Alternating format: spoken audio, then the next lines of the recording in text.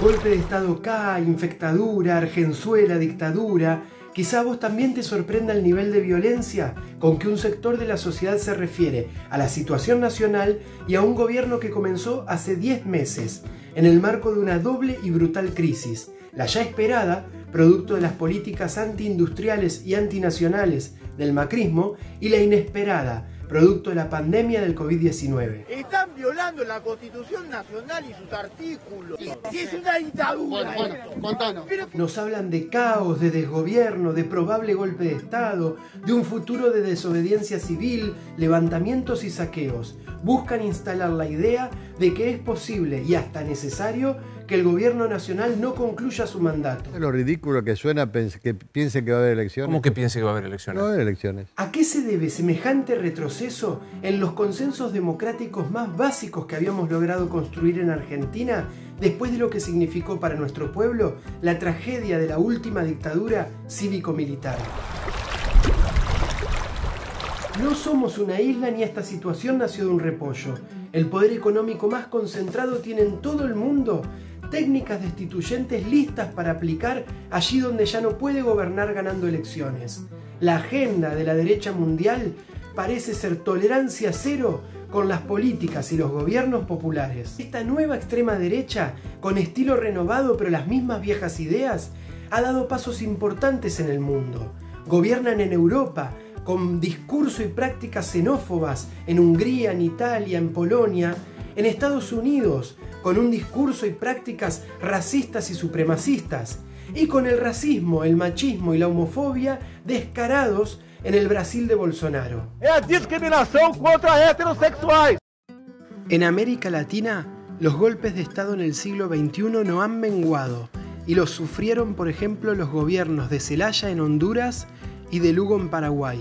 Siguió la fraudulenta destitución de Dilma Rousseff en Brasil, mediante un escandaloso golpe institucional, con Bolsonaro dedicando su voto a los militares torturadores de la presidenta.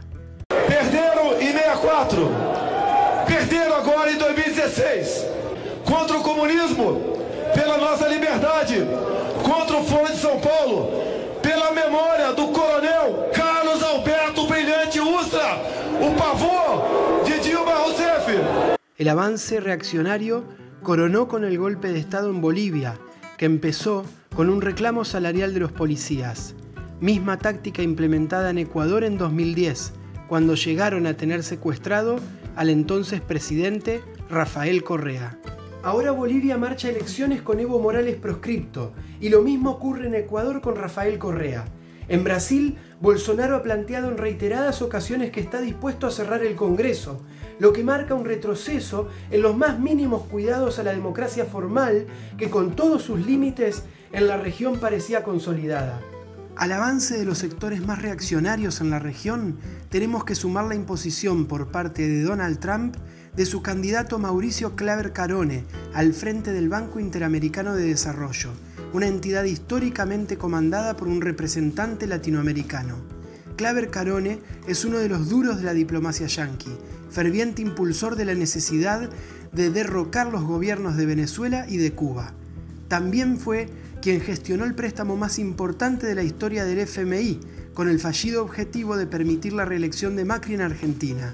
El actual consejero de Seguridad Nacional tendrá una caja de 12.000 millones de dólares anuales para hacer política en la región, premiando a los gobiernos que sigan sus recetas y conspirando contra los que no lo hagan. Todo esto en un marco en el que en las redes sociales se desparrama un discurso cargado de odio y de violencia, que se refleja también en las marchas anticuarentena, donde se ha llegado a reivindicar públicamente de modo inédito para el siglo XXI las ideas más reaccionarias y hasta la mismísima última dictadura. Pero bueno, la gente que los está esperando acá, señor, ¿por qué decidió venir? De mis 66 años, los últimos 40 que reconozco desde esta fecha en adelante que son una mugre. Durante el gobierno de Macri se generó deuda externa nueva por más de 100.000 millones de dólares, de los cuales más de 85.000 millones de dólares se fugaron a paraísos fiscales y cuentas en el exterior. Al desastre ya conocido de la multiplicación de la pobreza y la desocupación, se suma que ni siquiera en los números en los que supuestamente eran expertos nos fue bien. Se multiplicó por 5 el riesgo país y el dólar creció más del 500%. Existe un sector dentro de Juntos por el Cambio, quizá minoritario pero ruidoso, que considera que generar caos es el camino para lograr tapar ese desastre económico y social que dejaron y de paso conseguir impunidad para sus referentes, aunque esto implique arrastrar a la Argentina a un enfrentamiento civil del tipo del que se vio en Venezuela. Este sector busca proteger los intereses y privilegios que representa, desactivando políticas como el impuesto a las grandes fortunas o la declaración de Internet, la televisión paga y la telefonía móvil como servicios públicos esenciales, como de hecho ya lograron desactivar, por ejemplo, el proyecto de expropiación de Vicentín. Sienten, después de las elecciones de 2019, que se les ha acortado el margen de posibilidad para implementar sus políticas por la vía electoral y además, reforma de la justicia federal mediante, también se acorta la posibilidad de implementar su estrategia del lawfare o la instrumentación del Poder Judicial para trabar las políticas que no representen sus privilegios o los intereses de los sectores económicos más concentrados.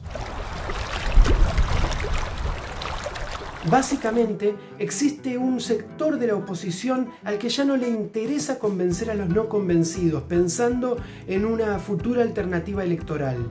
Buscan, utilizando para ello el enorme conjunto de medios hegemónicos que controlan, generar las condiciones de posibilidad, un viso de legitimidad, una justificación interna e incluso internacional para una futura salida no democrática frente al caos que buscan instalar. Una de las tácticas más utilizadas es la de imponer tendencias en Twitter, por medio de un ejército de cientos de bots automatizados que pueden hacer cada uno varios retweets por segundo, incluso a partir de cuentas con actividad en otros puntos del mundo. Así, con unas pocas cuentas falsas generan tendencias con algunos miles de tweets, que no son en absoluto representativos de lo que discute, piensa o le importa a la mayoría de los 45 millones de habitantes del país.